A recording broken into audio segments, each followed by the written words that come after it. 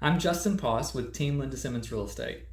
Regulations require real estate professionals to explain the different types of agencies and services that we offer to clients and to have a signed disclosure before making an appointment to view homes with a prospective buyer.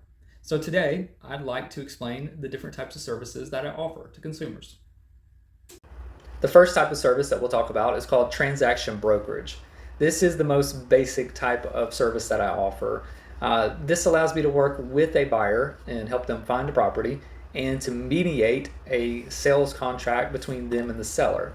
However, I'm not allowed to advocate on their behalf or to represent them as a full client with fiduciary duties.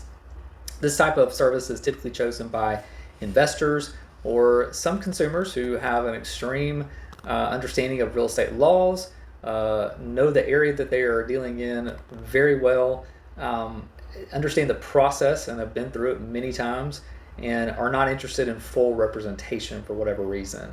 Now, services offered by a transaction broker include providing information about properties, showing properties, assist in making a written offer, and providing information about financing. Now, for buyers who I am not I don't already have a relationship with, oftentimes I will start off working with them as a transaction broker. Once we get into the process, we can then see what type of services they desire to have. And if they desire to go to that client level service, we can then transition from a transaction broker into a single agent buyer's agent. The second type of agency that we'll talk about is called single agency. This is a relationship where a real estate professional is advocating on behalf of a client and is representing only one party in a real estate transaction.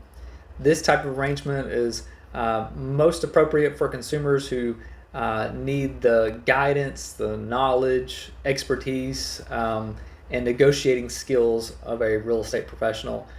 First-time home buyers and people who are moving to a new area are some of the people who are going to benefit more from this type of agency versus the limitations of a transaction brokerage.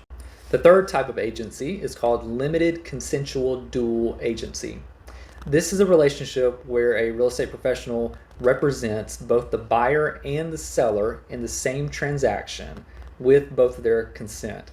Now, this would take place if I had a buyer who I was working for as a single agent and they wanted to purchase any property that is listed and represented by my brokerage, Team Linda Simmons Real Estate.